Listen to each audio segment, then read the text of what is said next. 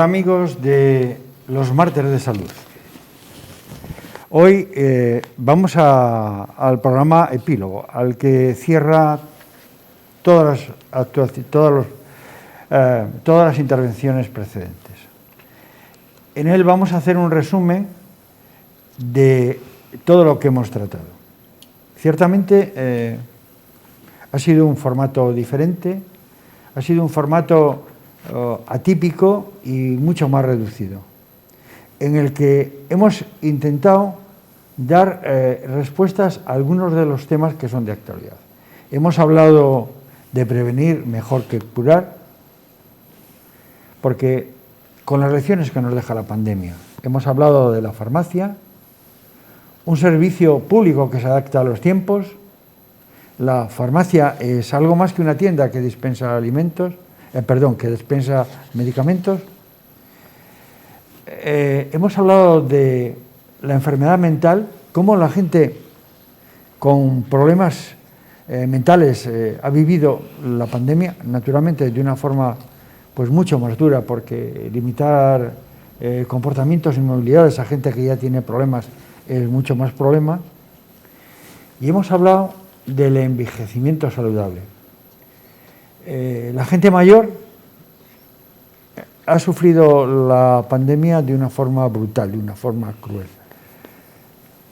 El 80% de las personas que nos han dejado durante todo este tiempo son gente de la tercera edad. Se han vivido situaciones dramáticas. De eso es lo que hemos hablado en el problema y eso es lo que vamos a resumir hoy.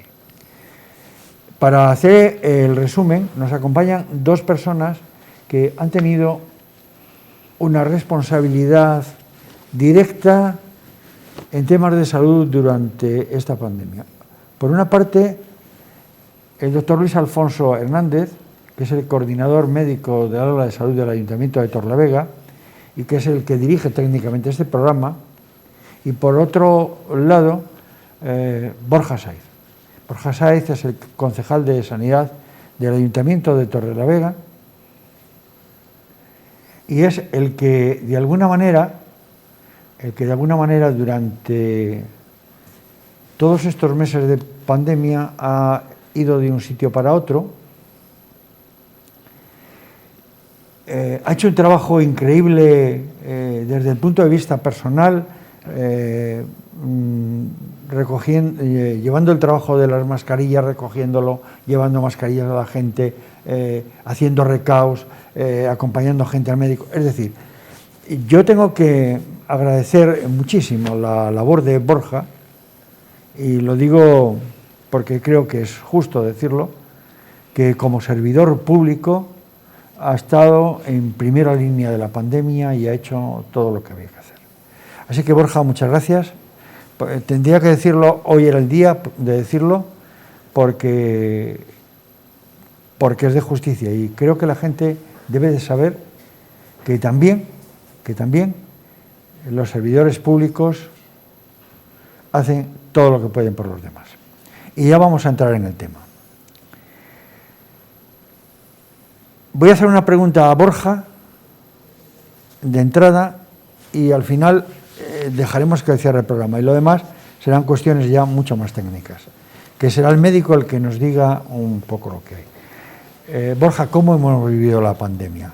¿Cuál es la situación en este momento? Bueno, podemos decir que la situación sanitaria ahora mismo, tanto en nuestra comunidad autónoma como en nuestra ciudad, es bastante favorable, pero no por ello es una situación habitual en nuestra ciudad, porque tenemos que ser conscientes de que a pesar de que el estado de alarma ha finalizado, la pandemia aún sigue ahí y por ello debemos mantener esa calma y esa cautela que nos ha caracterizado a todos y todas. Porque durante este largo año de pandemia hemos visto cómo distintas asociaciones, colectivos, organismos públicos e incluso cualquiera de nosotros y nosotras hemos intentado hacer posible que el día a día de cualquiera de nuestros vecinos fuera más fácil. Ha sido un año complicado en el que todos hemos tenido que hacer esfuerzos, desde aquellos y aquellas que en su día a día han tenido que renunciar a ciertas comodidades, así como aquellos que por diversas circunstancias han tenido que despedir a sus familiares desde la lejanía que le hacía a la pandemia. Por ello, yo siempre recordaría que si este año ha sido largo, tenemos que ser conscientes que no tenemos que alargar más esta agonía. Tenemos que hacer que lo poco que queda de pandemia, porque sí que es verdad que ya se ve la luz al final del túnel, sea lo menos posible. Por ello, yo pediría, como que estoy seguro que cualquiera de vosotros dos estará conmigo, que mantengamos la calma y que, ante todo, nos rijamos por lo que las autoridades sanitarias nos indican, porque son ellos y ellas, desde su conocimiento, los que nos pueden hacer acabar con esta pandemia. Por ello, volvería a pedir eso: calma, cautela y seguir las normas. Muy bien, Borja, yo estoy totalmente de acuerdo contigo y seguro el médico, que es mucho más intransigente en esto, ni te digo, que hay que seguir siendo prudentes. Por supuesto, porque yo creo que lo resume bien la frase de no hay estado de alarma, se acabó el estado de alarma de emergencia, pero no, la pandemia no se ha ido, seguimos con la pandemia y seguimos además con incidencias de las nuevas variantes. Esta mañana la noticia era 3 de cada 4 infectados nuevos en el Reino Unido son de la variante India, que ya la tenemos aquí, en Cantabria, o sea que hay que tener todavía mucha prudencia, seguir con las mismas reglas. Hoy, cuando estábamos sentándonos en el plató para hacer este resumen del aula de salud, Luis Alfonso me dio un programa que me dio una frase que después aparecerá en el teleprompter y ustedes irán viéndola, porque me parece que define muy bien a lo que vamos a ir. Me adelanto a decirlo porque creo que merece la pena y además se va a repetir varias veces. Si tienes una enfermedad o sospechas tenerla, no salgas a propagarla. Y si no la tienes, no salgas a buscarla. Digamos que estas dos sentencias, estas dos frases, que resumen el espíritu de lo que tratamos de decir y de lo que hemos tratado de decir durante todo este tiempo, son una buena forma de comenzar a preguntar al doctor Luis Alfonso Hernández por la valoración que tiene de cada una de los temas que hemos tratado. En primer lugar, hablamos de la farmacia. La farmacia, todos los que somos un poco mayores conocimos otro tipo de farmacia, donde se hacían fórmulas magistrales, donde se hacían cantidad de cosas. Eso ha desaparecido y el concepto que tiene la mayor parte de la gente es que la farmacia es un sitio donde se expenden medicamentos. Sin más, esa es la verdad. Sin embargo, la farmacia tiene muchas más tareas. La sanidad debería de encomendar a la farmacia muchas más tareas y la gente deberíamos de recurrir a los farmacéuticos, a la gente que sabe, para que nos ayudaría. Y esto se ha vivido bastante durante la pandemia. Nos han preguntado gente de las visitas que hemos tenido, de la gente que ha visto el programa y lo que hemos colocado en las redes sociales, pues nos llegan interpelaciones, nos llegan preguntas y comentarios. Uno con respecto a esto es que la gente ha podido hablar con los farmacéuticos, ha ido a las farmacias y se ha enterado de cosas que no se enteran porque los médicos, digamos que han estado allí, pero no han visto a la gente, no la han visto presencialmente en términos generales. Y esa es una queja que es una pregunta que luego trasladaré también a Luis Alfonso, la queja, el clamor de la gente mayor de no poder ver a su médico. Que yo no discuto que no haya razones objetivas para que eso sea así, pero lo que es cierto es que es un hecho y que la gente quiere ver a su médico. No le vale quiere ver a su médico. Luis Alfonso, la farmacia. Bueno, pues la verdad que la entrevista de Marta, de Rosa Marta, nos dio muchas claves que desconocíamos. Esto es como todo el mundo conoce la luna, pero nadie ha visto la cara oculta, ¿no? Marta nos dio un poco la visión esa de la cara oculta de la farmacia que no vemos. Decías tú, nos queda la idea de la dispensación de medicamentos. Sí, claro, es así. Tienen el monopolio de la venta de los medicamentos. No puede ser de otra manera. Lo marca la ley y estamos así. Pero nos hizo ver varias cosas. La primera, que la farmacia está regida por titulados universitarios, los farmacéuticos o las farmacéuticas. Las farmacéuticas mayormente porque son mucho más mujeres que hombres, ese colectivo, las farmacéuticas. Y luego están los técnicos. Y nos decía, gracias a que tenemos la ayuda de los técnicos, que ahora son titulados, antes eran vocacionales, eran los antiguos mancebos, ahora son técnicos en farmacia, el farmacéutico se puede dedicar a otras labores. Y nos decía, sí, en la dispensación de medicamentos, en la venta de medicamentos, no es buscar en la estantería el medicamento y dártelo, sino es busco el medicamento y hago una dispensación activa.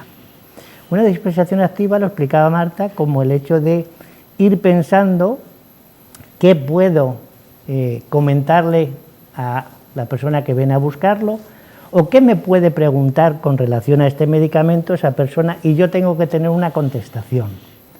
Y eso es importante saberlo, es decir, no es buscar en el cajón y dármelo. Eso por una parte. También es cierto que eso lo debe hacer el farmacéutico, no el técnico. Nos decía, el técnico va a hacer otras labores diferentes y ahí sí que hay que, decía Marta, que hay que ser exigentes y sí que habría que ser exigentes con que el farmacéutico fuera el que te solucionara esos problemas, no el técnico sanitario. Sí, que pudieses hacer consultas claro. sobre un tratamiento, sobre claro. la idoneidad, sobre la interacción al farmacéutico. Claro. Nos decía también hacemos un diagnóstico farmacéutico para síntomas menores. Pues claro, desde que se han liberalizado los medicamentos y siempre se ha ido a la farmacia a buscar algo para el dolor de cabeza, para el sarpullido, para la heriduca, para...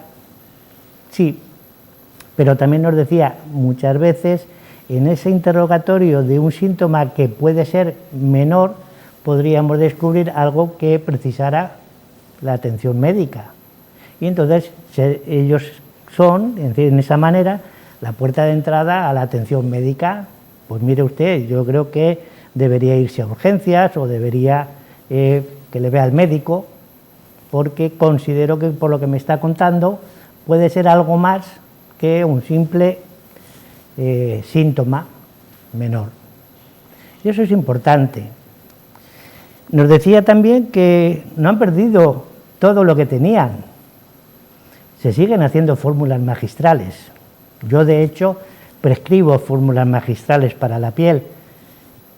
Lo que ya no se hace son fórmulas magistrales para otras patologías.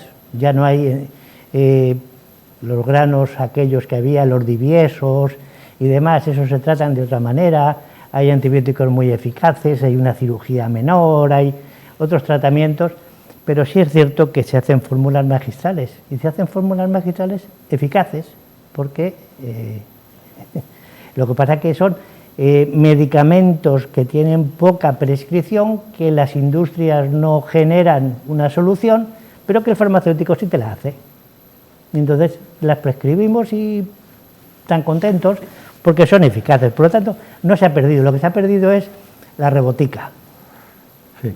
La parte de atrás de la botica donde se hacían estas cosas que decías tú en la charla, pesaban, medían, juntaban y tal, pero también echaban la partida del mus, tomaban el café. Se hablaba de política, no se podía y todas esas cosas. Demás. Eso es lo que se ha perdido. Pero fíjate, ella hizo algunos comentarios. Por ejemplo,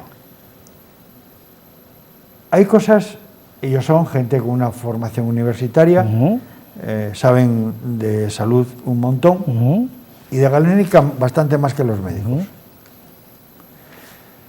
Sin embargo, tú vas allí con una cara así porque tienes un flemón y no te pueden dar antibióticos. Bien, pero eso es normal. Primero Yo creo porque, que no lo es. Primero porque la ley lo obliga. Bueno, sí, por supuesto. Primero. Y ella quedó muy claro que cumple la ley. Lo segundo porque el flemón tan evidente, no siempre es tan evidente, ni siempre es tan flemón, ni siempre es por las mismas bacterias, ni siempre responde a lo mismo. Y porque el antibiótico es un fármaco que ahora mismo se nos está agotando su eficacia. Cierto. Y ese es un problema, porque así como a los médicos nos preocupa mucho que una persona venga con una infección bacteriana y no tengamos con qué curarle, es muy problemático. Es más, ahora mismo en el COVID se están dando casos de una patología severa, que es una complicación de la inmunidad por hongos que afecta fundamentalmente a la cara y otras partes, y que podría haber sobrevivido esa persona, pero que se va a morir por esa infección secundaria.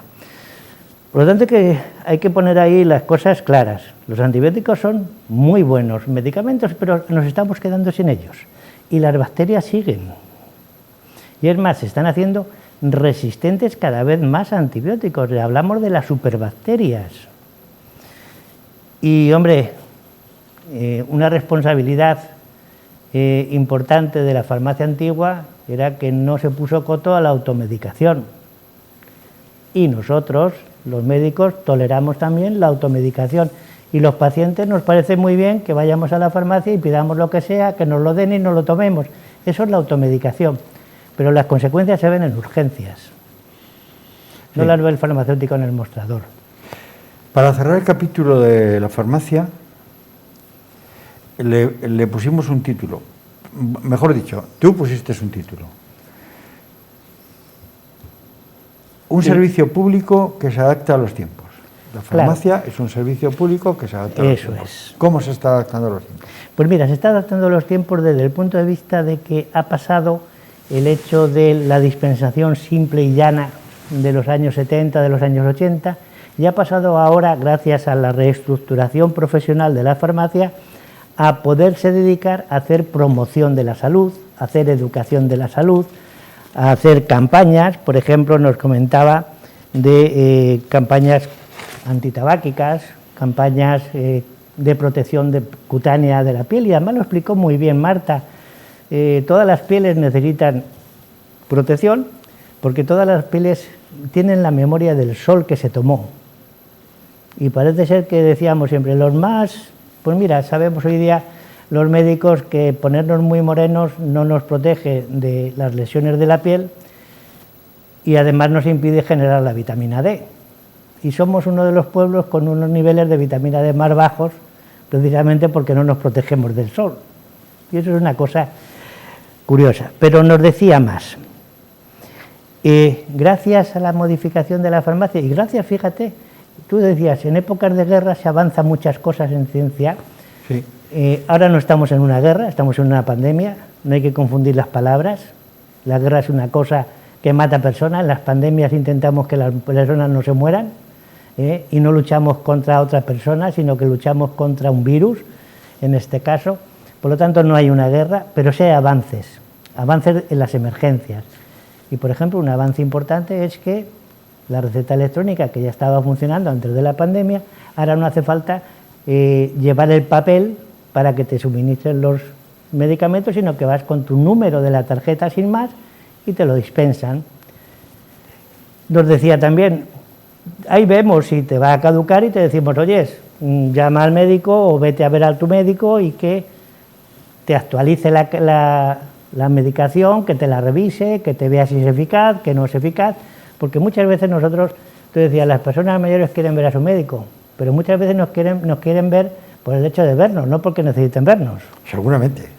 Entonces, eso es una de las cosas que está así.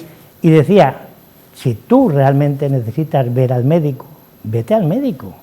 Yo he ido a mi médico de cabecera y me ha visto, porque he tenido, ya sabéis, unos problemas de vértigos, y me han visto en mi médico de cabecera, y me ha visto en urgencias, me han visto en Valdecilla, Y he tenido consultas presenciales, siguen las consultas presenciales, pero para cuando necesitas una consulta presencial, ahí están. Entonces nos decía eso, y nos decía además otra cosa muy importante. Hay enfermos que tienen que ir o tenían que ir a los hospitales a por una medicación que solamente se genera en farmacia hospitalaria.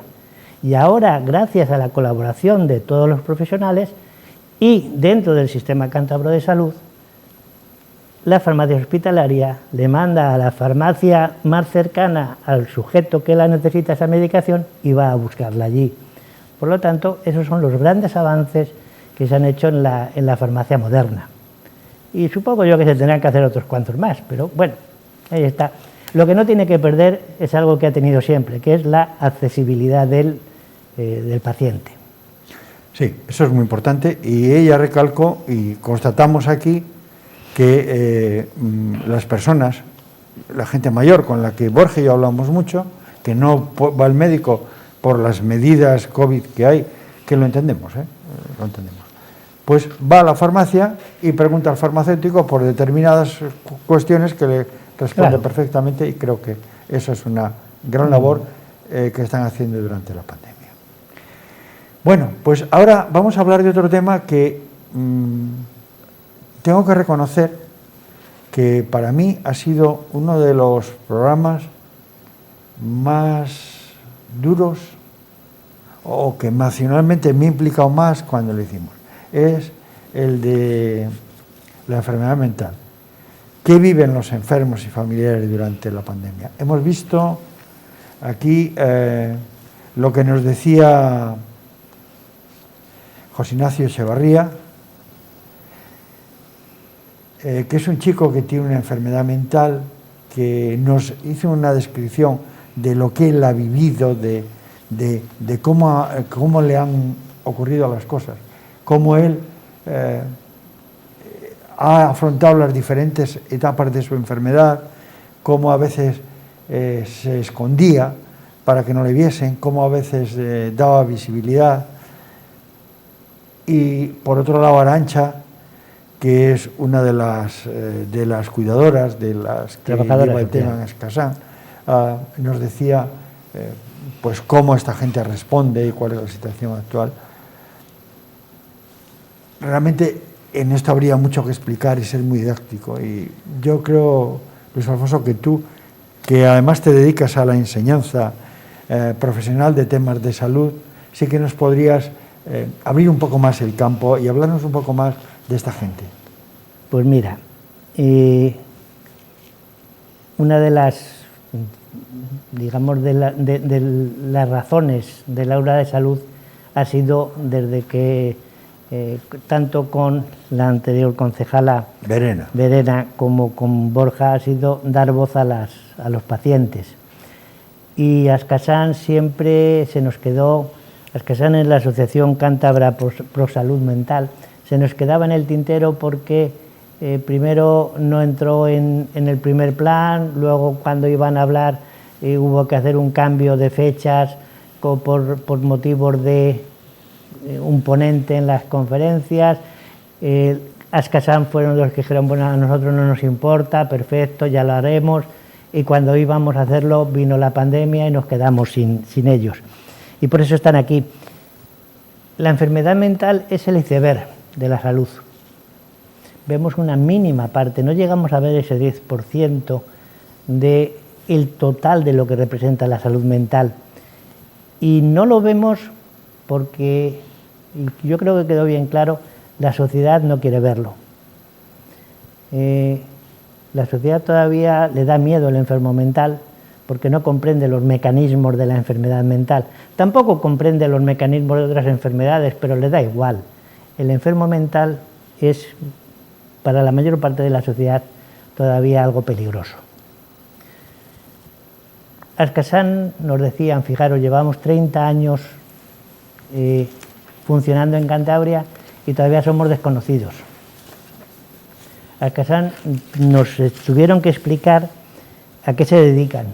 Se dedican a ayudar a los enfermos y se dedican a ayudar a las familias no en el diagnóstico ni en el tratamiento de la enfermedad, que eso lo hacen los psiquiatras, lo hace el Servicio Cántabro de Salud, pero sí en la comprensión por parte de la sociedad, por parte de las propias familias y por parte del propio enfermo, ¿qué es la enfermedad mental? ¿Qué pasa cuando una persona tiene una enfermedad mental? Y esta es una labor importante. ¿Dura? Pues sí, dura, pero dura porque nos explicaban que cuando una persona es diagnosticada de una enfermedad mental, tiene que hacer esa persona su duelo, como cualquier otro enfermo. Tienen que hacer el duelo la familia, como cualquier otra persona o otra familia de cualquier otro enfermo, pero tiene que hacer el duelo la sociedad con relación a la familia y al enfermo. Es decir, que se añade una más, y esa es la parte que nos hace o que nos oculta grandes rasgos o a grandes rasgos la enfermedad mental. Por eso Ascasan se dedica a orientar, a atender a las familias, a los enfermos, a dar atenciones psicosociales, a tener centros ocupacionales, a tener centros residenciales en dos aspectos. Tienen una mini residencia, pero también tienen pisos de acogida para que las personas funcionen autónomamente, porque uno de los problemas que te recuerdas nos decían tanto Arantxa como Josi era que se hace mucho mal al enfermo cuando se le sobreprotege. Y la sobreprotección la entendemos muchas veces como la ocultación. Esconderse. La ocultación por parte de la sociedad, la ocultación por parte de la familia y la propia ocultación por parte del enfermo porque ve que le miran raro y no entiende por qué le miran raro. Y eso es las cosas que hace Ascasan, y además las hace gratis, porque Ascasan es una asociación sin ánimo de lucro que funciona a través de los proyectos de ayuda o de financiación por parte del ICAS. No va a cobrar a nadie nada para que sea atendido. Y eso es importante. Y entrando en materia de la enfermedad mental, nos decían, no hay una enfermedad mental, hay muchas enfermedades mentales y son distintas. Y eso parece que nos llama la atención, porque siempre hemos hablado de el enfermo mental, el loco.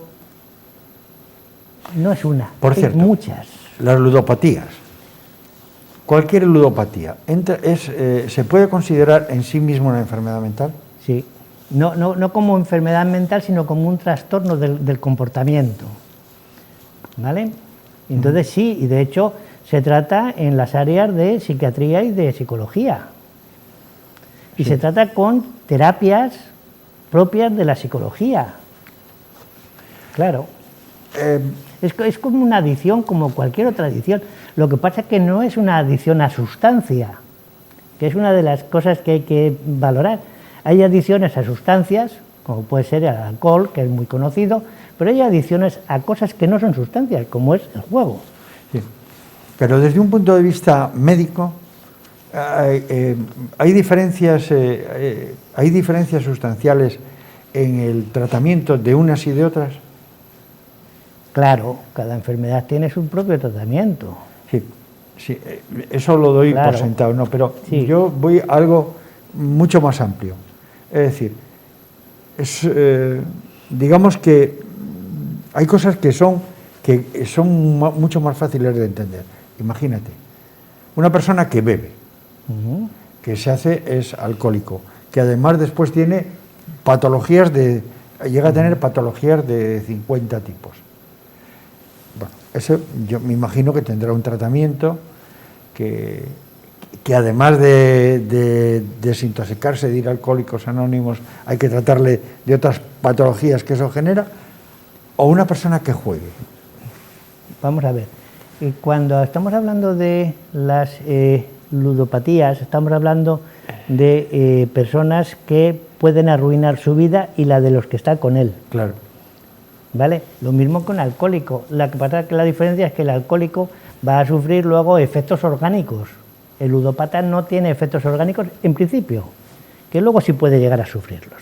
Puede. Claro, que eso es importante. Por lo tanto, lo primero, no hay una homogeneidad de enfermo mental. Segundo, nos decían, no somos visibles, es lo que os decía. No son visibles a nivel de la sociedad, intentamos ocultarlos, intentamos no verlos. De hecho, pocas veces se acepta de buena manera y a priori o al principio que alguien que es cercano a nosotros tenga una enfermedad mental. Hablaban también del estigma social. Y eso es muy importante. Eso es lo que nos decía Josi. Él, con sus dos enfermedades mentales, porque tenía dos, es que a mí me miran mal, es que la gente no entiende, es que mi familia no lo... Fíjate, incluso gente que debería saber, profesionales, pues contaba una anécdota que el farmacéutico, que era su vecino, que le conocía, que le llamó una publicación y le llamó para decirle, oye, esto lo digo un poco... Sí, claro, de eso estamos hablando. Eso a mí me llamó mucho la atención. José contó dos cosas que son llamativas. Una era esa, el estigma, ¿no? Sí. Él voluntariamente prestó su imagen para que en los folletos se repartieran y dijera, yo soy enfermo mental y te cuento esto, y el farmacéutico le llama y dice, oye, ¿lo pongo en la farmacia o no? Hombre, si he dado el consentimiento para hacerlo, está claro, no me sobreprotejas. Y la otra es la sobreprotección, que decían ellos, la sobreprotección nos hace inútiles. La mayor parte de los enfermos mentales, o un buen volumen de enfermos mentales, están tan sobreprotegidos que no se les deja hacer nada, no tienen autonomía personal. Y cuando no hay autonomía personal, no hay crecimiento personal. Y se les anula. Y eso es una tristeza, porque es hacer un preso dentro de tu propio cuerpo. Ciertamente, ciertamente. Pero fíjate, eso también hay que explicarlo muy bien, porque sí, sobre qué es sobreproteger. Porque imagínate, una persona bipolar, si no la proteges, si no tienes control, no sabes cuándo va a entrar a cambiar la polaridad y la puede liar. Es decir, tienen que tener mucho control. Vamos a ver. O protección. Sí, tampoco sabe un diabético cuándo le va a dar un coma. Bueno, pero más o menos... No lo sabe. No lo sabe. Las personas, y tú que hablas mucho de las personas mayores, porque tienes mucho interés en las personas mayores entran en coma porque como nunca beben, hacen comas hiperosmolares y no se enteran. Por lo tanto, no hay que diferenciar entre una cosa y otra. No. Un bipolar tiene sus riesgos, un diabético tiene sus riesgos, un cardiópata, la gente que tiene problemas de colesterol alto y de tal, no sabe si le va a dar un infarto o cuándo. Pues sí, bueno, los que nos dan alguno... Claro, que te quiero decir que ese es un riesgo que asumimos, pero que no tiene que estigmatizar. No tengo que estar sobre esa persona controlándola para que, ni le tengo que impedir que haga, ni que salga, ni que vaya, ni que... No, al revés, tengo que darle la responsabilidad de su autocuidado como cualquier otro. Que ese es el cambio y lo que socialmente nos cuesta aceptar. ¿Qué me puede hacer? Entender. Mira, yo cuando me examiné de psiquiatría me tocó un caso en la psiquiatría clínica de una persona bipolar que lo más que hacía era gastarse el dinero en pasteles para la familia. Eso no es grave, ni mata a nadie, ni hace ninguna cosa, lo que pasa es que es llamativo, está fuera de lo normal, no es de sentido común, y cuando estaba triste pues no salía de casa. Pero eso lo hacen muchas personas. Sí, y eso me da pie a decirte una cosa más que salió en la conversación. que hablábamos de la depresión. ¿Cómo enfocamos el tema de la depresión? Lo primero lo tenemos que enfocar bien con el lenguaje. Yo os lo decía, ahora está de moda decir estoy depre, Sí. o estar depre. Ciertamente No, que estoy triste. Tú lo comentaste. Estoy triste. La depresión es otra cosa. El duelo, el dolor por la pérdida es otra cosa que diferente de la depresión. La depresión es una patología psiquiátrica que puede tener dos tipos distintos. No hay una depresión homogénea. Y por lo tanto, hay que tener mucho cuidado con el lenguaje. La depresión es una enfermedad que tiene su tratamiento, que conlleva que se cumpla y que se puede salir de él. Lo mismo que otras enfermedades. Ahora, cuando no se hace el tratamiento, cuando se les protege, entonces es cuando no se sale.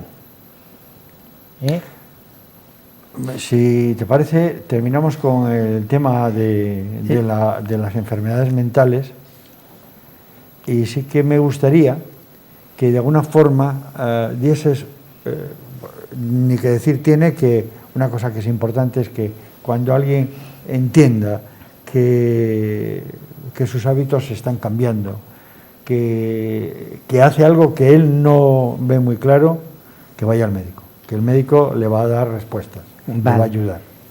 Generalmente el enfermo no se da cuenta que está enfermo hasta que no se le diagnostica la enfermedad. Y el enfermo mental no se considera en principio enfermo mental, puesto que no le duele nada, aunque pueda sufrir, que eso es una de las cosas que Josi nos dejó muy clara. Ellos sufren, sí, y sufren mucho. Y mucho. Pero el sufrimiento es algo que no se ve. Del sufrimiento casi nadie se queja. Eso es una de las cosas que hemos visto, por ejemplo, con el dolor.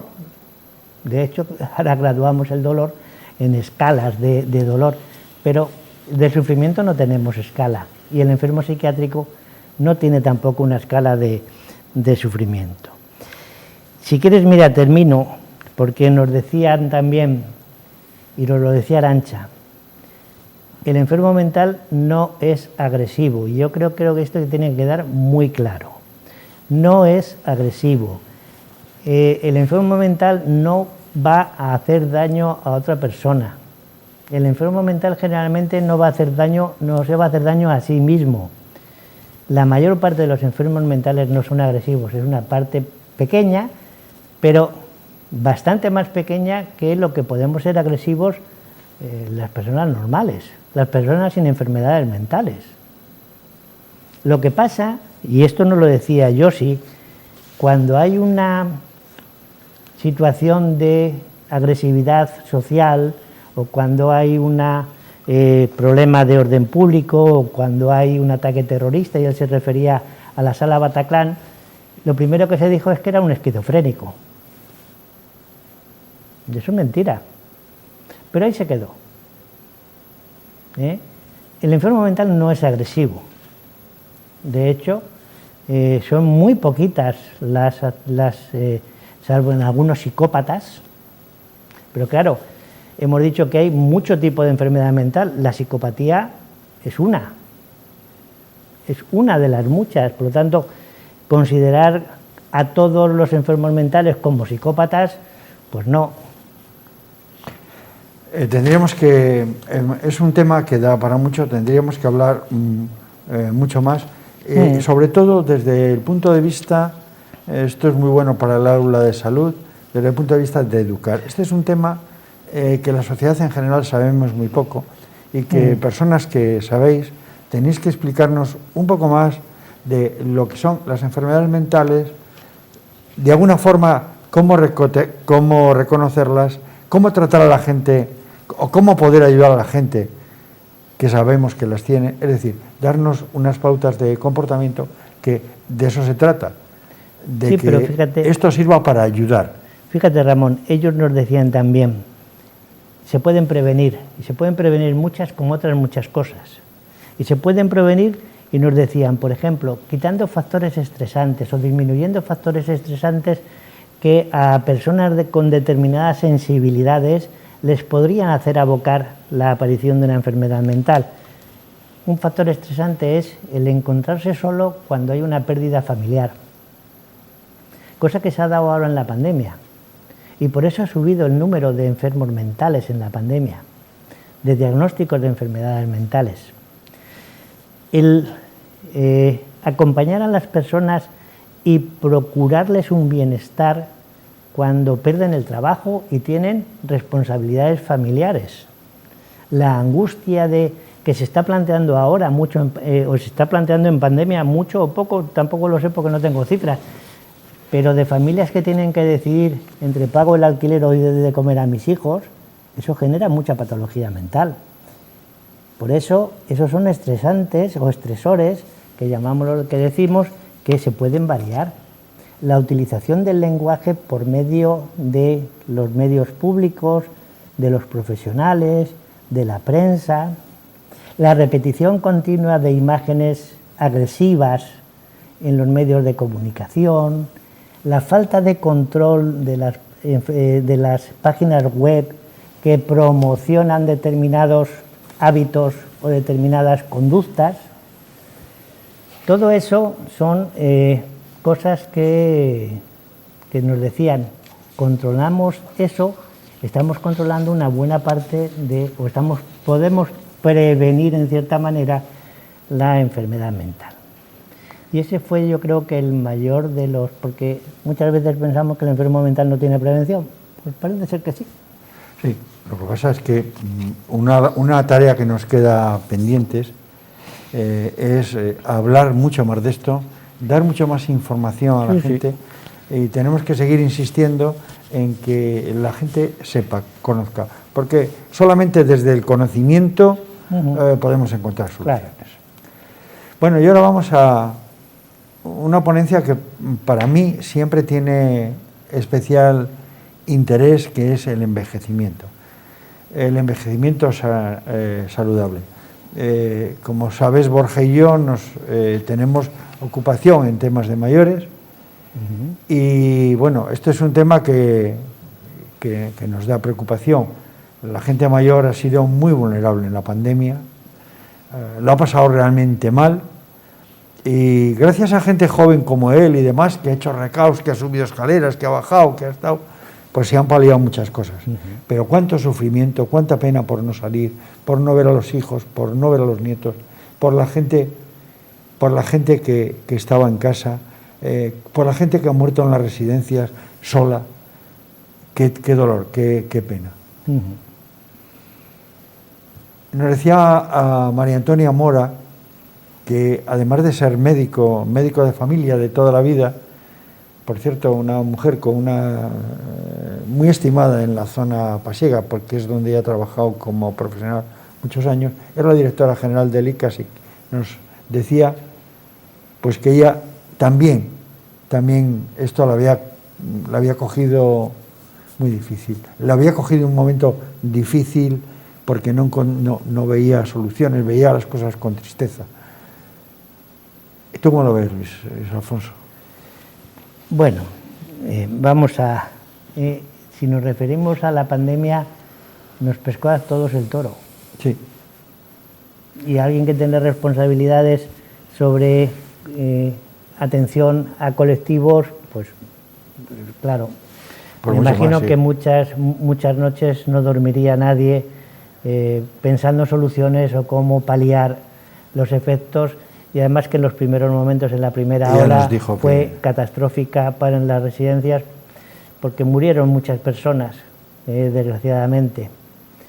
Pero luego se ha actuado muy bien, muy rápido, y nos decían, en la segunda ola la actuación en las residencias fue buena, en la primera fue aceptable, aun con todos los muertos, en la segunda muy buena, y a partir de ahí, que vamos conociendo y vamos teniendo medios, las residencias tienen una atención ahora mismo, los centros residenciales tienen una atención excelente, porque hay medios y porque se ha vacunado, ¿vale? Que eso es muy importante, ¿eh? Y luego hablamos de las vacunas. Ya sabes que lo mío es la prevención y estamos ahí. Pero, sí, adelante. Nos decía María Antonia de la envejecimiento saludable. ¿Qué es el envejecimiento saludable? Decía, es un envejecimiento activo. Sí. ¿te acuerdas? Sí, sí. Y decía además, ¿cuándo empieza? Pues oficialmente a los 65. ¿Cuándo termina?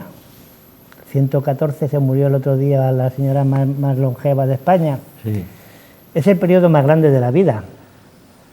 Aunque nos parezca mentira, ocupa ahora mismo, con la esperanza de vida que hay, 30, 35 años para algunas personas. Por lo tanto, es el más grande.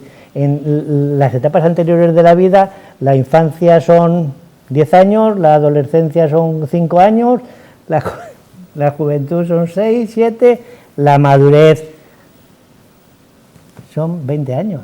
Sí, ciertamente, con las expectativas de vida que hay la más larga. y con la movilidad que hay, claro, es cierto.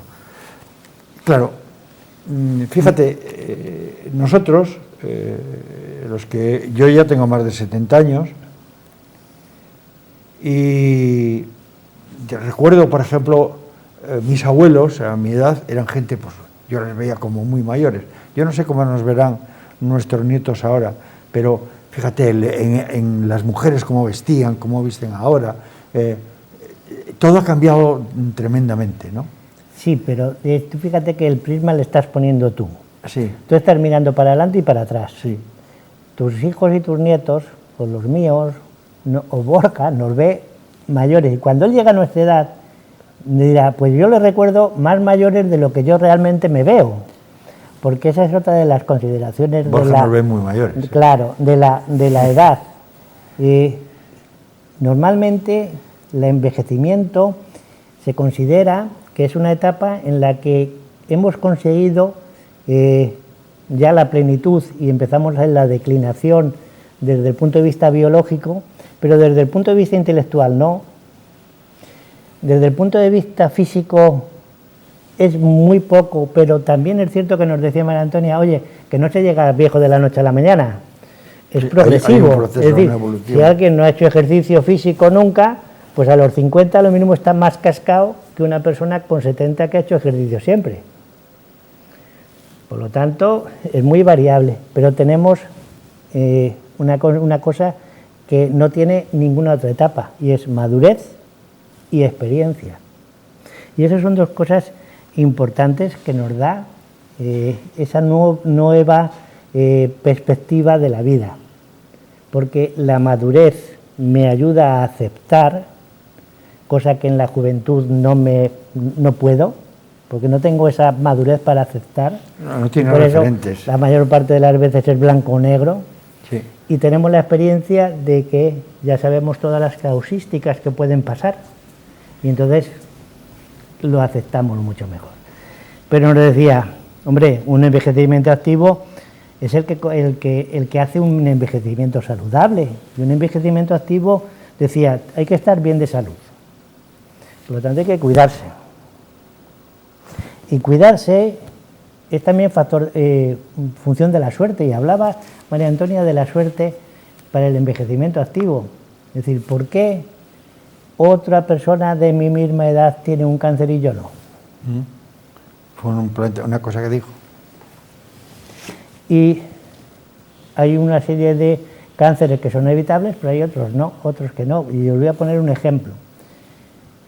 Continuamente nos están pasando rayos cósmicos y nos están atravesando a todos. La probabilidad de que un rayo cósmico, una partícula gamma, incida sobre una parte de nuestro ADN y le modifique es infinitesimal, pero está ahí. Por lo tanto, al que le da, ha tenido mala suerte. Yo he tenido buena suerte, o pienso que la he tenido. Lo mismo, dentro de un rato me diagnostican un cáncer de esos. Hasta ahora hemos tenido buena suerte, por vamos eso aguantando. Es importante el tener suerte en la vida, pero no todo es la suerte. Un buen estado físico hay que trabajarlo. Si yo me tiro horas y horas, días y días, meses y años sin hacer actividad física, pues no voy a tener un buen estado físico. Un buen estado mental.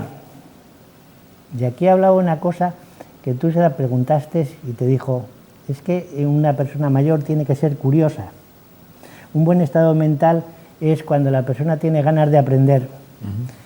y se tienen ganas de aprender cuando se es curioso por la vida, por los adelantos técnicos, pero tampoco tenemos que ser maestros en aquello que aprendemos. Lo aprendemos, lo estudiamos, lo usamos o no, pero tenemos esa curiosidad, no nos cerramos al conocimiento. No llego a la edad madura con todos los conocimientos, es más, yo cada vez que veo a mis colegas más jóvenes me doy cuenta de lo mucho que me queda que podría haber aprendido si hubiera sido más joven. Eso nos pasa a todos. Claro, por eso hay que aceptar la evolución, por eso tenemos que cambiar y ser lo menos intransigentes posibles, porque una de las definiciones de las personas mayores antiguamente es que nos volvemos rígidos mentalmente. No, hay que cambiar esa rigidez, hay que ser flexibles. No me acuerdo quién dijo que, no sé si fue Saramago o quién dijo, que la persona tiene que aprender hasta el mismo momento de morirse. ¿Es verdad? Y hay que hacerlo, porque no sabes cuándo te vas a morir. Claro. Entonces no puedes tirar años sin aprender nada, porque estás viendo que las cosas cambian. Muchas veces decimos, si traemos a una persona mayor, a un abuelo, a un supermercado, no sabe qué hacer, pues porque no le hemos ido metiendo poco a poco en lo que es un supermercado. Efectivamente, así es. Si hubiéramos ido aprendiendo, no pasaría eso. Decía, hay que tener seguridades para tener una vejez, un envejecimiento activo. ¿Seguridades cómo? Pues seguridades económicas, por ejemplo. Es decir, si hemos conseguido que a lo largo de la vida un sistema de pensiones que nos permite vivir después, no me pueden modificarlo. No me pueden dejar en el aire con decir, vamos a ir a por las pensiones, o vamos a quitar las pensiones, porque yo puedo pensar, ¿y de qué voy a vivir si ya no estoy capacitado para trabajar? Ese es otro problema. Y nos decía, hay que ser participativo socialmente. ¿En qué aspectos? En cualquiera. Tú, por ejemplo, eres un hombre participativo. Yo creo que, aparte de ser participativo, yo lo que soy es lo que decías primero, muy curioso. Muy curioso, sí, en el sentido de que cada día me doy más cuenta de todo lo que no sé. Claro, pero tú puedes ser participativo, puedes ser curioso, pero no participativo. Es decir, yo puedo ser curioso y estudiar mucho y estar muy al día de las cosas por estudio, pero no las comparto con mi vecino. No me voy al monte con mi grupo de montaña. No voy a un centro social y hablo con la gente. No leo el periódico y lo comento en familia. Eso es ser participativo. Y nos decía, y luego el gran problema, hay que beber agua. Bueno, eso lo dices tú siempre, cada charla. Y hay que beber agua porque, pues mira, una de las cosas que sí envejecen es la sensación de tener sed. Y envejecen en el sentido de que se van borrando. Y cuando una persona de más de 70 años te dice tengo sed, está a punto de secarse, está deshidratada. Por eso hay que acostumbrarse a beber agua todos los días, por la mañana, a media mañana, a mediodía, por la tarde, a media tarde y antes de acostarse. Y luego dice uno, es que tengo que ir al baño. Pues no pasa nada, si pues normalmente como persona mayor vamos al baño muchas veces porque no hemos acostumbrado a nuestra vejiga a trabajar con volúmenes, porque no hemos bebido. Y muchas veces nos levantamos porque tenemos mal... Y mira, esa sí que es una de las cuestiones. Levantarse muchas veces por la noche e ir al baño, pues debía ser consultado en el médico porque podía estar suponiendo una enfermedad y podía ser el primer síntoma. Pero a mí lo que me hace es, más que pensar que puedo tener algo, es que me está fastidiando el sueño. Cuando las personas mayores tenemos que dormir un poco menos, o dormimos un poco menos. Pero también nos dio esperanzas y nos dijo, los servicios sociales tienen dos cosas. Primero, que proveer recursos para que el envejecimiento activo sea posible, ¿vale? Y nos dijo, eso es muy importante, pero los recursos, ¿cómo tienen que ser?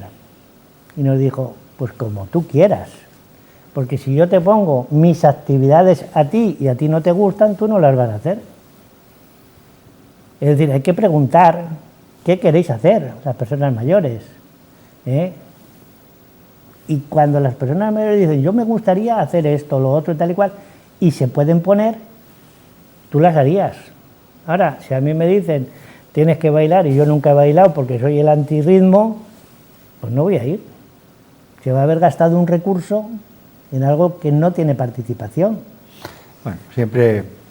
Pero nos decía, claro, tú y yo tenemos necesidades distintas, pues claro, tendremos que intentar darle gusto a todos.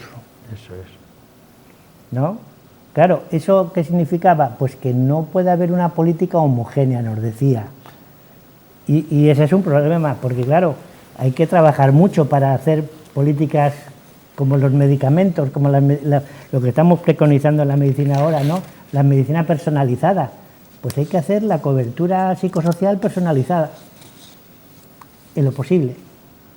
Fíjate, nos decía algo más, que es muy importante. A eso yo lo tenía notado, que lo que se necesitaba también eran muchos recursos. Seguir aumentando los recursos en políticas sociales para que el envejecimiento, para las personas que necesitaban mucha más atención en esta etapa de la vida, tuviesen esos recursos que son absolutamente necesarios. Claro, porque tú fíjate, eso viene a cuento de que terminó diciéndolos, hombre, vamos a ver, los sistemas de atención están cambiando. Nunca hemos terminado de hacer el sistema de atención porque no es posible. Evoluciona porque evolucionamos nosotros. Cuando antes la esperanza de vida era de 70 años, pues no pensábamos en poner cosas para la gente de 80. Pero ahora hay que evolucionar. Y nos decía, ¿es mejorable el sistema de atención y el sistema de protección a las personas mayores? Sí. Sí. ¿Necesitamos más recursos? Sí. Habrá que ir pensando en ello y no dejar de pensar en ello. Claro, es que los recursos son fundamentales. Por cierto, esto me da pie, ya que estamos en ello, como Borja tiene responsabilidad con los mayores, y es muy interesante conocer, tú no habías trabajado nunca con mayores, tú vienes de otro mundo, estos últimos años sí que tienes mucho más trato con el colectivo, además en circunstancias muy difíciles. Yo me atrevería, Borja, a preguntarte ¿cómo ves tú el colectivo de mayores? ¿Qué respuesta o qué respuestas les podemos dar a los mayores? ¿Cómo podemos ayudarles?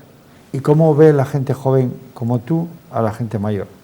Pues enlazando con lo que ha comentado Luis Alfonso, yo también soy partidario de que las personas mayores mantengan una vida activa y saludable, porque yo creo que de esa manera no es solo una inversión muy alta la que tiene que realizar el Estado para esa vida activa y saludable, sino que también es un ahorro, porque conseguir que las personas mayores mantengan tanto su cuerpo como su mente activos no solo supone que su esperanza de vida aumente, sino que su vida será más cómoda, y si es más cómoda tendrá que tener menos necesidades asistenciales en lo que sería, por ejemplo, los médicos, lo cual haría que eso reduzca el gasto sanitario, de tal manera que podemos enlazar con una de las charlas: prevenir mejor que curar.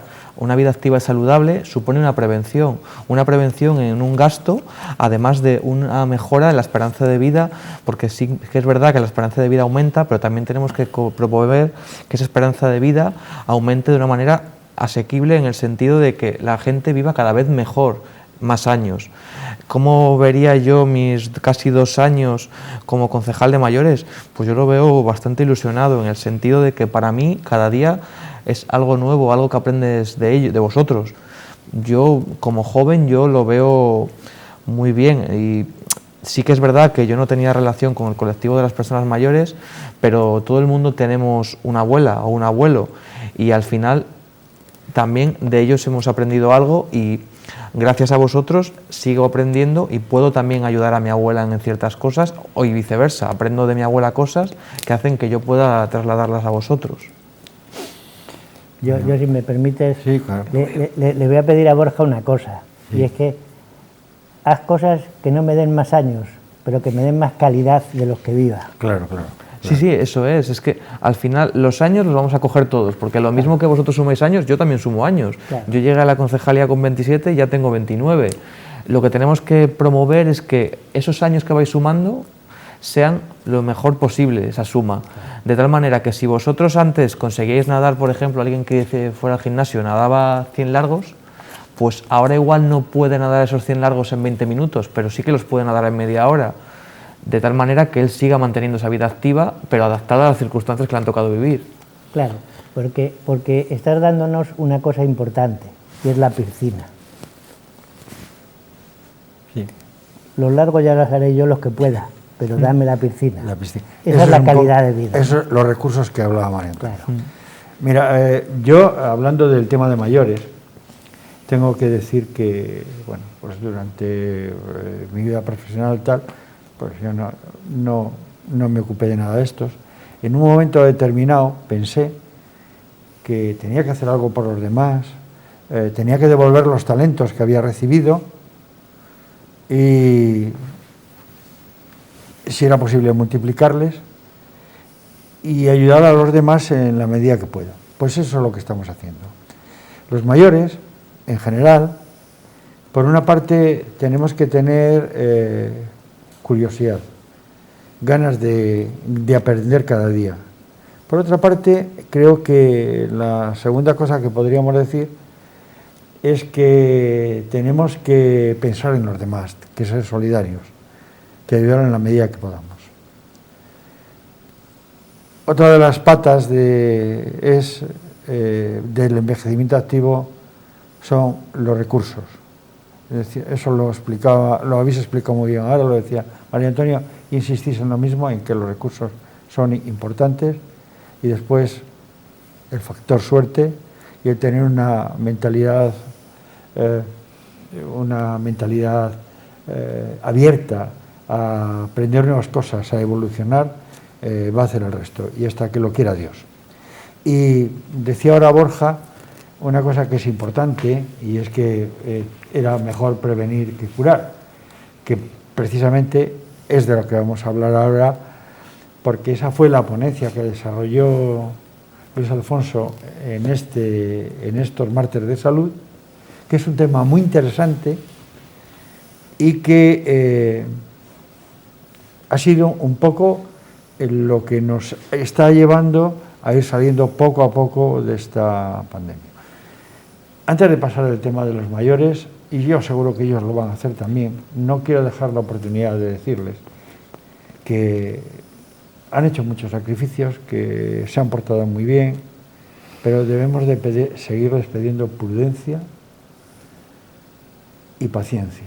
Prudencia porque hay que cumplir con las normas sanitarias, lo decía Borja antes, y paciencia porque hay que ser pacientes. Las cosas llegarán cuando tengan que llegar. Luis Alfonso, prevenir mejor que curar. Siempre, siempre.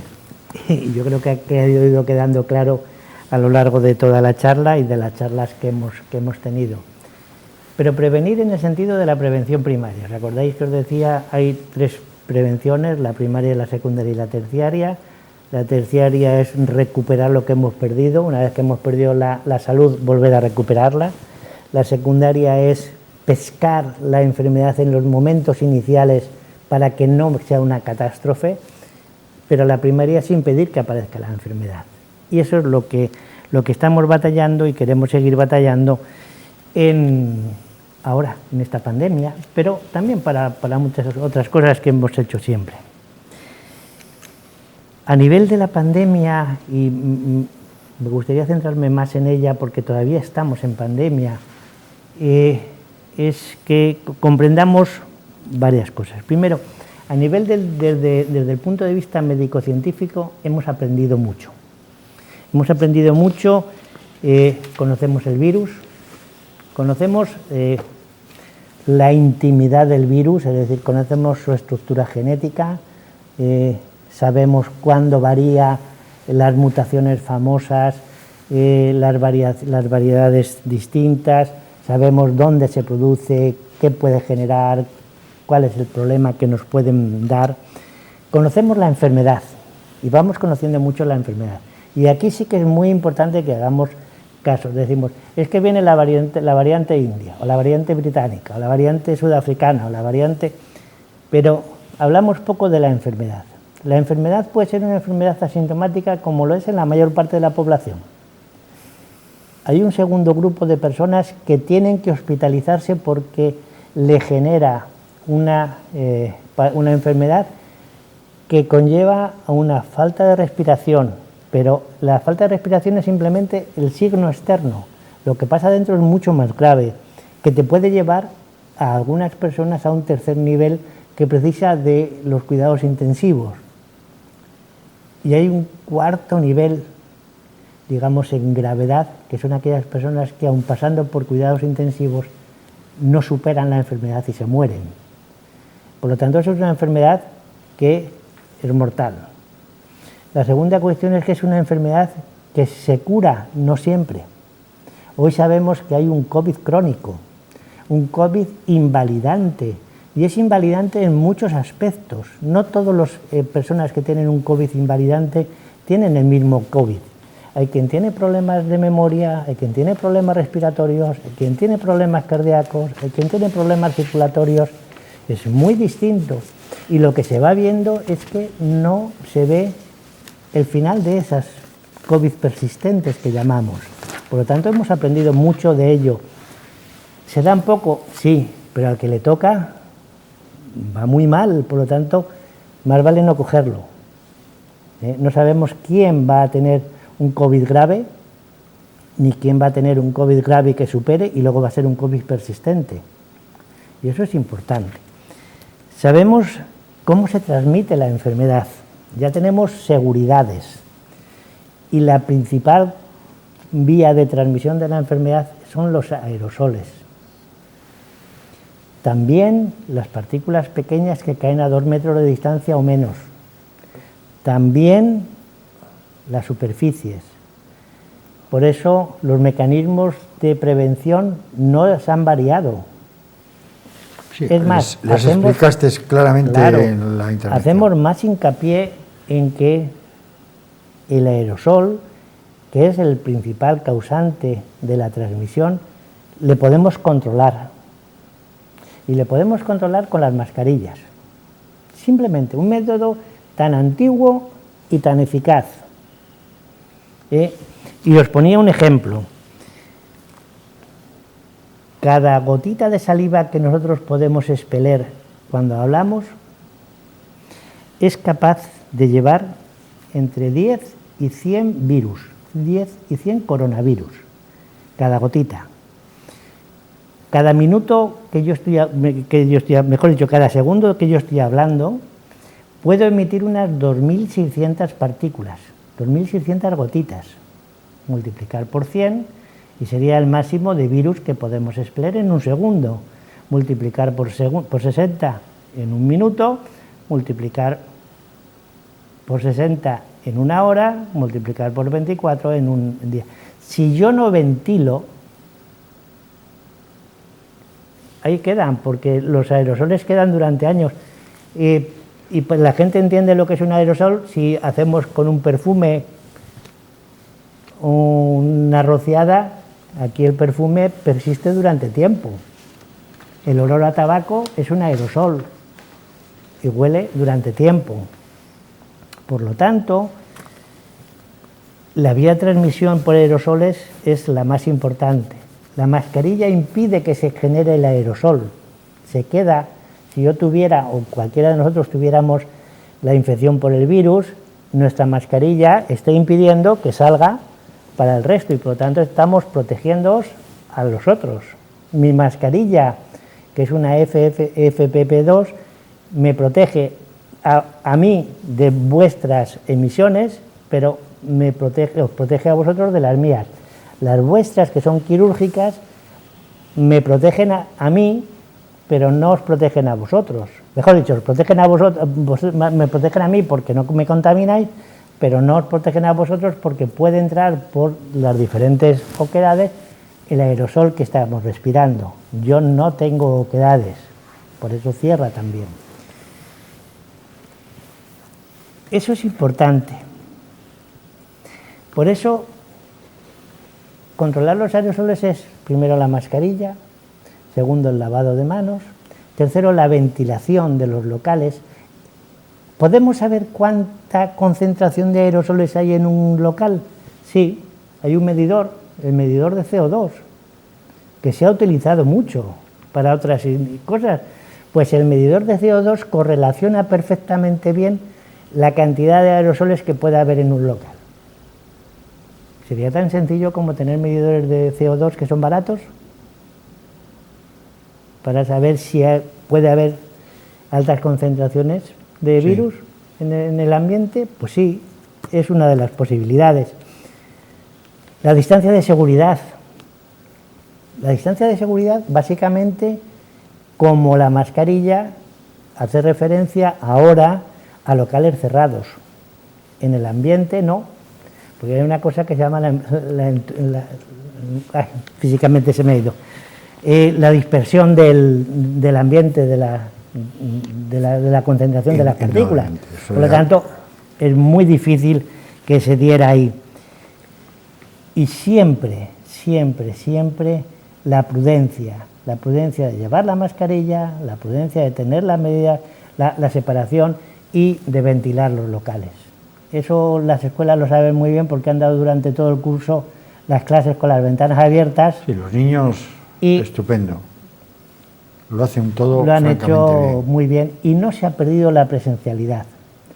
Y eso es una cosa muy importante. Decíamos también la prevención a nivel económico. Pues sí, el coste del tratamiento de una persona con COVID es muy grande, tan grande como puede ser la vida en algunos casos. Pero os ponía ejemplos, ¿no?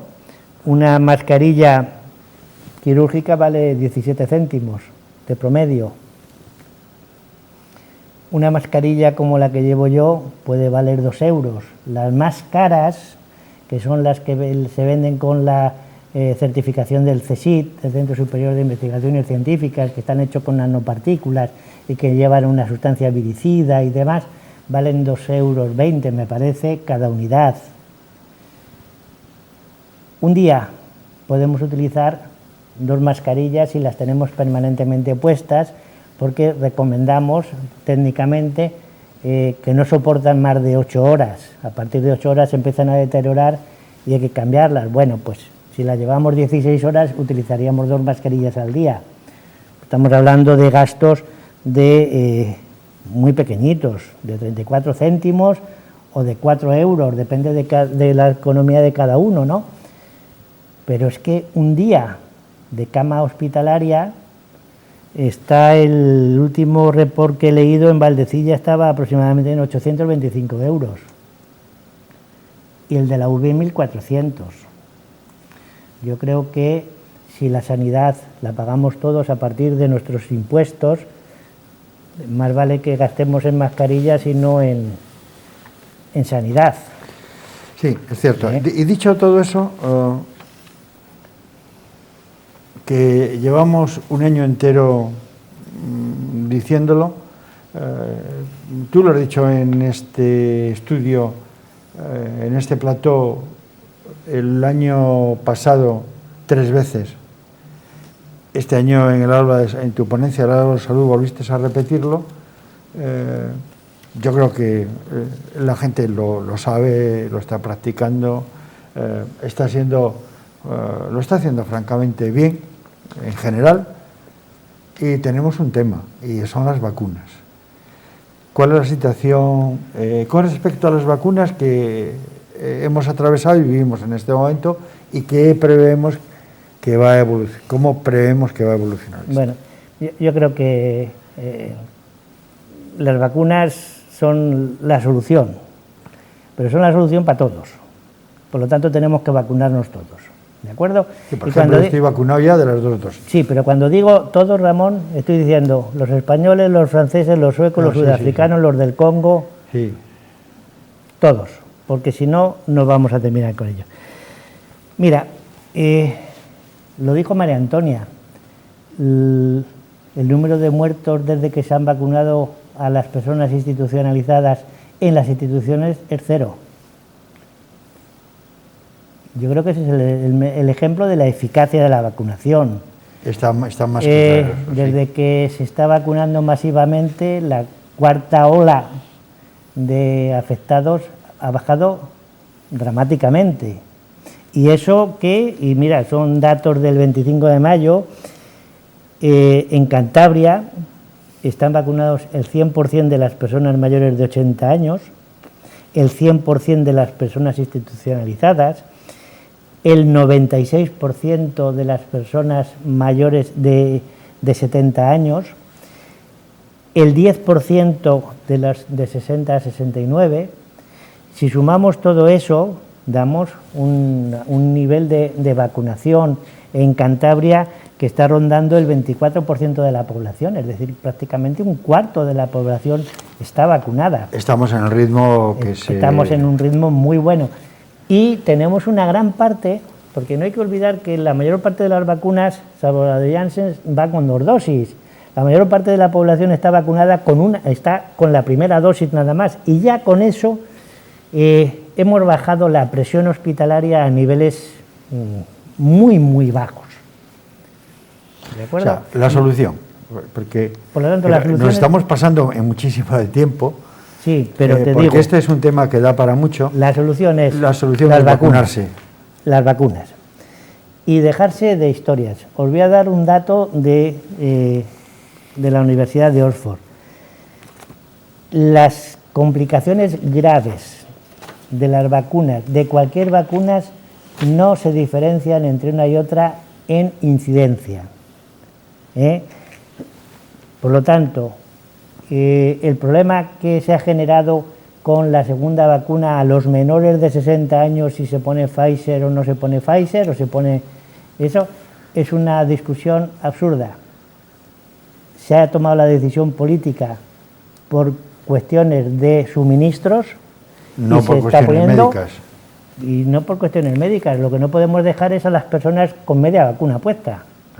¿Qué es lo que mira, el dato del Reino Unido hoy es que están con la mitad de la vacunación la mayor parte de las personas y ha habido un crecimiento brutal en una semana. Por cierto, he leído, y con esto vamos acabando, he leído que Pfizer y creo que Johnson también, y creo que Moderna también, están hablando de que va a haber que poner una tercera vacuna. Bien, pero eso no es ninguna novedad. Vamos a ver. No, pero sí, en el tiempo habrá que seguir, pero ahora para completar la inmunidad...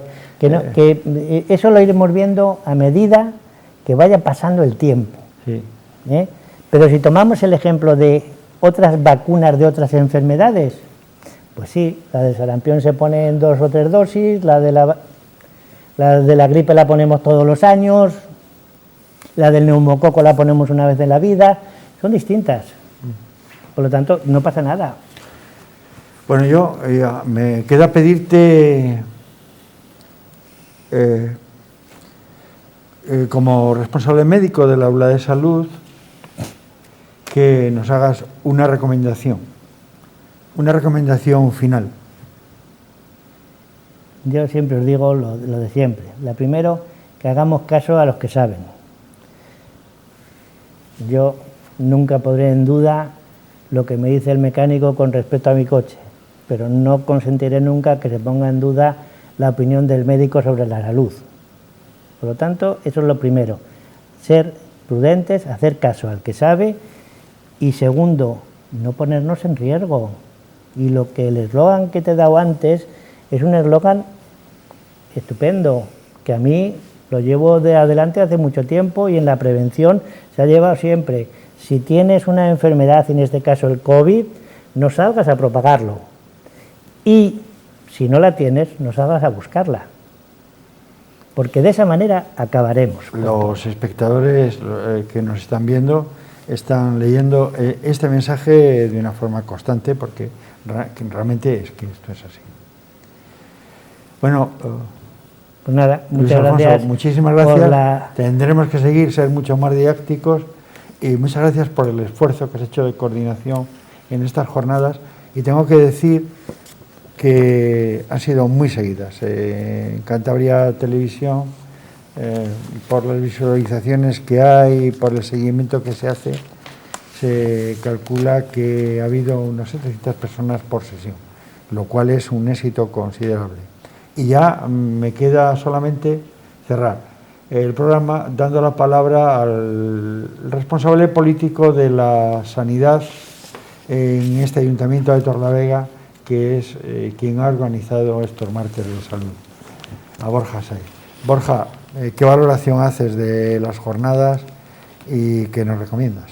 Bueno, las jornadas del Ayuntamiento las valoramos de forma positiva, ya que en otras ocasiones la Casa de Cultura era quien acogía estos martes de salud, pero ahora, como consecuencia de la pandemia, tuvimos que adaptarnos y acercarnos a los hogares a través de televisión, lo cual al principio era la solución que podíamos dar para poder mantener la salud, pero estamos muy contentos, además de agradecidos a Cantabria Televisión por su acogida, ya que de ese modo hemos conseguido aumentar el espectro de personas que durante este año han podido visualizar el aula de salud, consiguiendo de este modo mantener la seguridad de estos, así como seguir promoviendo la información sanitaria que Luis Alfonso ha organizado en esta ocasión.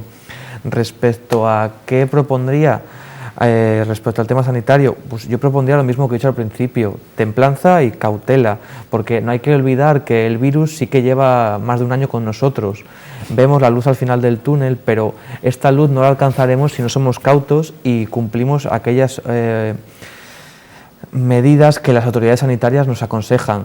Sí que, como Luis Alfonso ha dicho, tú no cuestionas al mecánico si tu motor se arregla de una manera u otra. Tampoco debes de cuestionar a los profesionales cómo solucionar el tema sanitario. Tenemos que recordar que durante este largo año han sido ellos y ellas quienes han luchado para vencer a este virus, incluso en muchas ocasiones poniendo en riesgo su propia vida.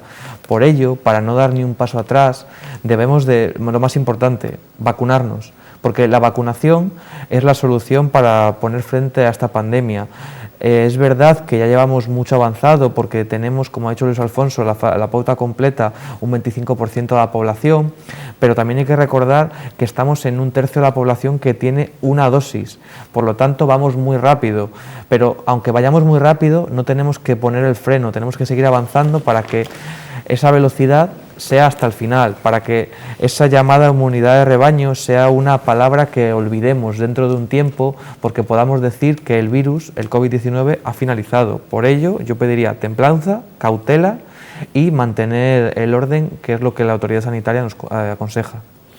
Bueno, amigos, pues hemos llegado al final del programa. Muchas gracias al doctor Luis Alfonso Hernández y a don Borja Sáez, concejal de Sanidad del Ayuntamiento de Torlavega, y a todos ustedes para ofrecer lo que ellos han dicho: prudencia, prudencia y prudencia, sobre todo a los mayores, que no tengan prisa. Esto tiene un proceso. Cuando todos estemos vacunados y las cosas estén claras, hacer la vida de siempre. Y entre tanto, esperar. Cuídense.